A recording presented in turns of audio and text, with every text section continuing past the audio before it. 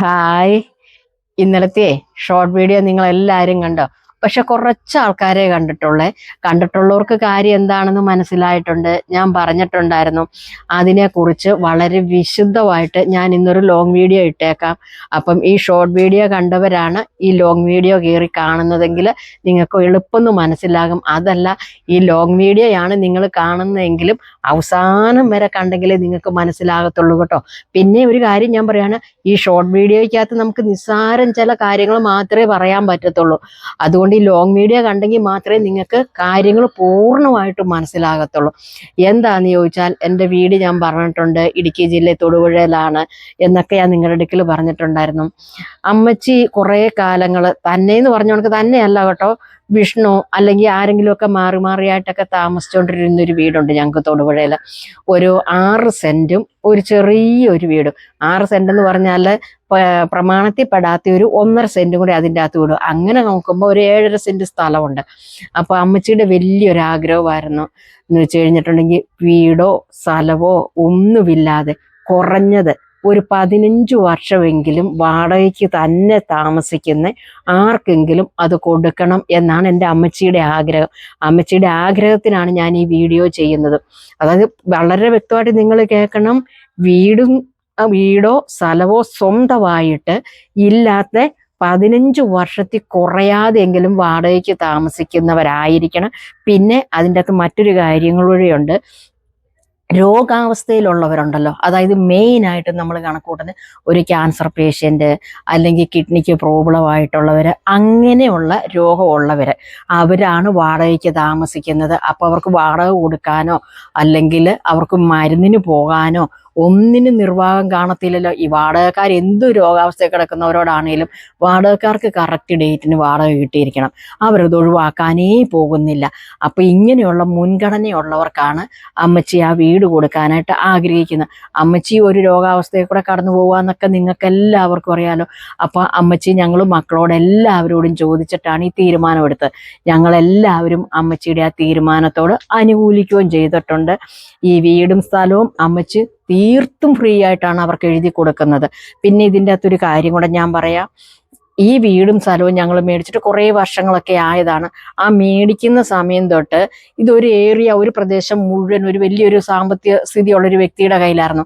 അങ്ങേർക്ക് എന്തോ സാമ്പത്തികമായിട്ട് പൊളിഞ്ഞു പോയി കഴിഞ്ഞപ്പം ഇത് ബാങ്കിൽ വെച്ച് അവർ കുറച്ച് കാശ് എടുത്തിട്ടുണ്ടായിരുന്നു.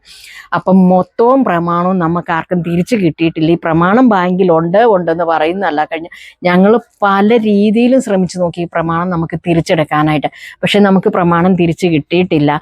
പിന്നെ പുതിയ പട്ടയത്തിന് നമ്മൾ അപേക്ഷ കൊടുത്തിട്ടുണ്ട്. ഈ വസ്തുവിന്മേൽ 1 രൂപ പോലും ഒരിടത്തും ഒരു കടവോ ബാധ്യതയോ നമുക്കില്ല. ഈ പ്രമാണം നിലവിൽ പഴയ പ്രമാണം നമ്മുടെ കയ്യിലില്ലെന്നേ ഉള്ളൂ. പുതിയ പ്രമാണം അടുത്ത നാളിൽ തന്നെ കിട്ടുമെന്നാണ് നമുക്കറിയാൻ കഴിഞ്ഞേക്കുന്നത്. അതിന് നമ്മൾ അപേക്ഷ കൊടുത്തിട്ടുമുണ്ട്. അപ്പം ഇത് കിട്ടുന്നവർക്ക് അവിടെ വന്ന് തിരക്കി കഴിഞ്ഞാൽ നിങ്ങൾക്ക് അറിയാനും സാധിക്കും. പിന്നെ ഞാനൊരു കാര്യം കൂടെ പറയാം. അമ്മച്ചിയുടെ ഈ വീടും സ്ഥലവും നമ്മൾ ആർക്ക് കൈമാറ്റം ചെയ്താലും അവർക്ക് അത് എഗ്രിമെന്റിൽ ഞങ്ങൾ പ്രത്യേകം പറഞ്ഞിരിക്കും. ഉടനെ ഒന്നും വിൽക്കാനോ പിറക്കാനോ പറ്റത്തില്ല. അങ്ങനെ കൊടുത്താൽ ഞങ്ങൾ അറിയാതെ ഇതൊന്നും ചെയ്യാൻ പറ്റാത്ത രീതിയിലേ നമ്മൾ കൊടുക്കത്തുള്ളൂ. എന്നാന്ന് ചോദിച്ചാൽ, എൻ്റെ അമ്മച്ചി ഒരുപാട് കാലം അമ്മച്ചിയൊക്കെ താമസിച്ച ഒരു വീടാണ്. അപ്പോൾ അത് നമ്മൾ ഒരാൾക്ക് ഫ്രീ ആയിട്ട് കൊടുക്കുമ്പോൾ അവരത് ലാഭത്തിന് വേണ്ടിയിട്ട് വിറ്റ് മറ്റൊരു സ്ഥലത്തോട്ട് പോകാനോ എടുക്കാനോ ഒന്നും നമ്മൾ സമ്മതിക്കത്തില്ല. അങ്ങനെ എഗ്രിമെന്റിൽ നമ്മൾ പ്രത്യേകം വെച്ചിരിക്കും. പിന്നെ അതുപോലെ തന്നെ നമ്മളെ ചീറ്റ് ചെയ്യാന്ന് വെച്ചാലും നടക്കില്ല. ഞങ്ങൾക്ക് രോഗാവസ്ഥയാണ് എന്നൊക്കെ പറഞ്ഞുകൊണ്ട് ഇപ്പോൾ ഏതൊക്കെ സർട്ടിഫിക്കറ്റ് ഏത് ഡോക്ടറിൻ്റെ വേണേലും ഏത് ഹോസ്പിറ്റലിൽ നിന്ന് വേണേലും നമുക്ക് മേടിക്കാൻ പറ്റും. അതൊന്നും ഇതിൻ്റെ അകത്ത് നമ്മൾ സമ്മതിക്കുന്ന ഒരു കാര്യമല്ല.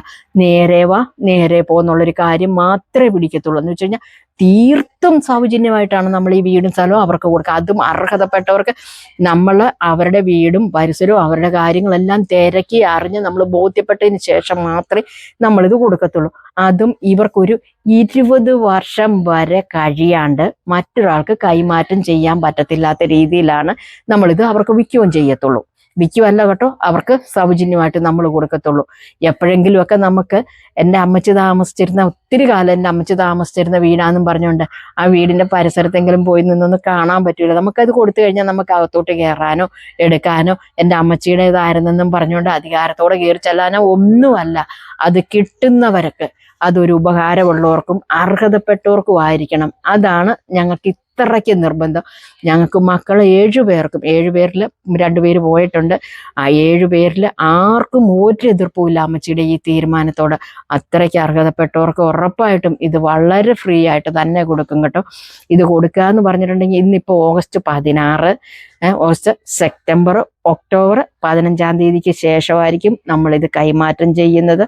അത് നമ്മളായിട്ട് തിരഞ്ഞെടുക്കുന്നവർക്കും അല്ല കേട്ടോ ഞങ്ങളിത് കൊടുക്കുന്നത്. അപ്പം ഞങ്ങളായിട്ട് തിരഞ്ഞെടുക്കുവാണെങ്കിൽ നിങ്ങൾ പറയും അവരെ അറിയുന്നത് കൊണ്ടായിരിക്കും, അല്ലെ നിങ്ങൾക്ക് മുൻകൂട്ടി പരിചയം ഉണ്ടായിട്ട് നിങ്ങളായിട്ട് ആളെ ആക്കിയിട്ട് നിങ്ങൾ കൊടുത്തായിരിക്കും, ഇങ്ങനെയൊക്കെയുള്ള പറച്ചിലുണ്ടാകും. പക്ഷെ അങ്ങനെ ഒന്നും ഉണ്ടാകാത്ത രീതിയിൽ നമ്മളിത് ഏതെങ്കിലും ജനപ്രതിനിധികളെ കൊണ്ട് നിങ്ങളിടുന്ന മെസ്സേജിൽ നിന്ന് ആളെ തിരഞ്ഞെടുത്തിട്ട് തിരക്കിയിട്ട് ഉറപ്പായിട്ടും നമ്മളിത് കൈമാറ്റം ചെയ്യുന്നതായിരിക്കും കേട്ടോ.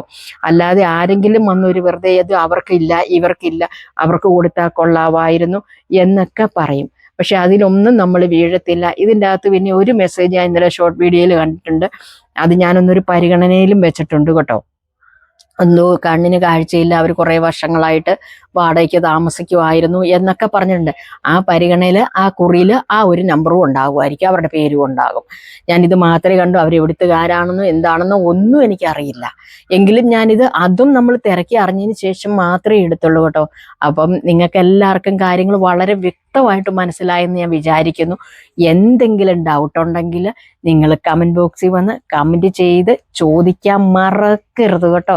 അപ്പം നമുക്ക് ഇതിൻ്റെ മറുപടിയും കാര്യങ്ങളും എല്ലാം തന്നെ നമുക്ക് അടുത്ത ദിവസം നമുക്ക് എല്ലാവർക്കും കൂടി ഒന്ന് ലൈവിലും കൂടി ഇരുന്ന് സംസാരിക്കാം. പിന്നെ മറ്റൊരു കാര്യം കൂടെ പറയട്ടെ, ഞാൻ ഇതിന് മുമ്പ് നിങ്ങളോട് പറഞ്ഞിരുന്നു അവിടെ ഞങ്ങൾക്കൊരു ശകല സ്ഥലം വേറെ വിൽക്കാനായിട്ടുണ്ട്. അത് എടുക്കാൻ വരുന്നവർ വിദേശത്തുള്ളവരാണ്, അത് ജൂണിൽ കച്ചവടമാകും, അവർ ജൂൺ ലാസ്റ്റത്തേന് വരും എന്നൊക്കെ പറഞ്ഞാണ് നമ്മൾ ഇരുന്നിരുന്നത്. അവർക്ക് മാത്രമേ അവരുടെ സ്ഥലത്തോട് ചേർന്ന് കിടക്കുന്നതാണ്, അവർക്ക് മാത്രമേ അത് എടുക്കാൻ പറ്റത്തുള്ളൂ എന്നൊക്കെ നിങ്ങളോട് പറഞ്ഞിരുന്നു. അപ്പോഴാണ് ആ യുദ്ധത്തിൻ്റെയും പ്രശ്നത്തിൻ്റെയും ഒക്കെ കൊണ്ട് അവർ ഇതുവരെ നിലവിൽ വന്നിട്ടില്ല കേട്ടോ. അവരെപ്പോൾ വന്നാലും അവരത് സ്ഥലം എടുക്കും. കഴിഞ്ഞ ദിവസം എന്നെ വിളിച്ചിട്ടുണ്ടായിരുന്നു.